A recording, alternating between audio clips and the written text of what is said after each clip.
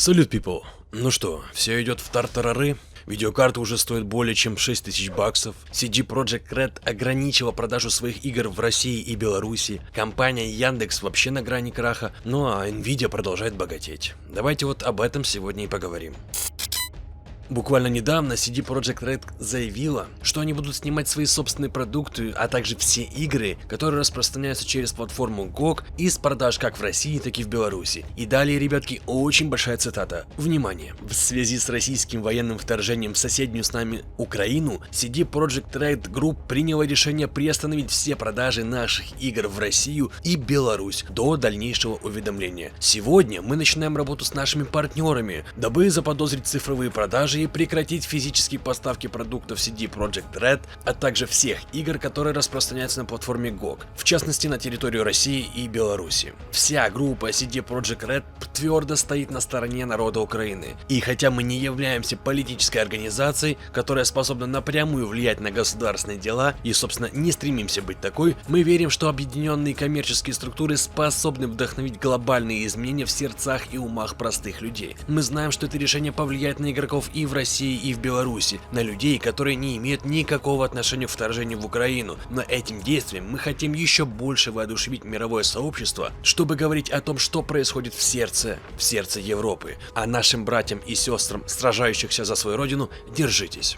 И, друзья, я напомню, что ранее и в Valve уже начались проблемы с оплатами рублем, не говоря уже за тот же GOG, который мы рассматривали ранее в данном сюжете. Да и есть другая польская студия, такая как Layers of Fear и Bloober Team, разработчик The Medium. Они также выводят свои игровые продукты с российского рынка. И здесь уже можно задавать, наверное, вполне не риторический вопрос: кто будет следующим?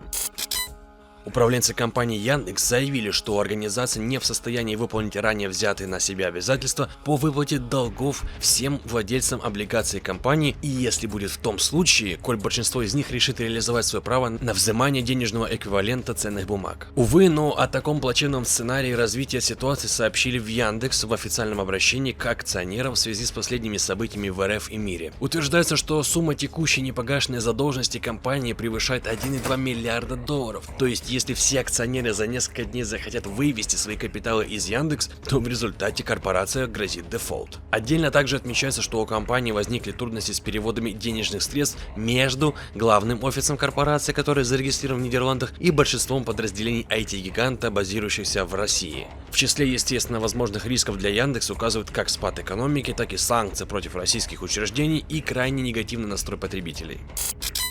В то же время, в опубликованной в конце февраля презентации для инвесторов, Nvidia сообщила, что за предшествующие 5 лет ее годовая игровая выручка в среднем увеличилась ежегодно на 25%. При этом по итогам прошлого года доля данного направления деятельности в совокупной выручке даже сократилась с 47 до 46%. Хотя вряд ли это изменение можно считать существенным. И если на игровом направлении по итогам прошедшего фискального года приходилось 46% выручки, то серверное направление уже второй год подряд обеспечивает компанию с 40% выручки. Направление же профессиональной графики отвечает за 8% прошлогодней выручки, а автомобильная всего лишь скромных 2%. Кстати, еще 4, не попавшие на слайд, по всей видимости, они обеспечивают стойко OEM и другие какие-то моменты. Если же сравнивать динамику квартальной игровой выручки, то в четвертом квартале 2021 года она выросла на 37% по сравнению с аналогичным периодом 2020 года. А если посмотреть на годовой объем игровой выручки, то показатели прошлого года в 2 раза, даже больше, превышают сумму, которую получили в этом направлении по итогам 2017 года. А в прошлом квартале компания вообще обновила рекорды по выручке как в настольном, так и в мобильном сегменте рынка.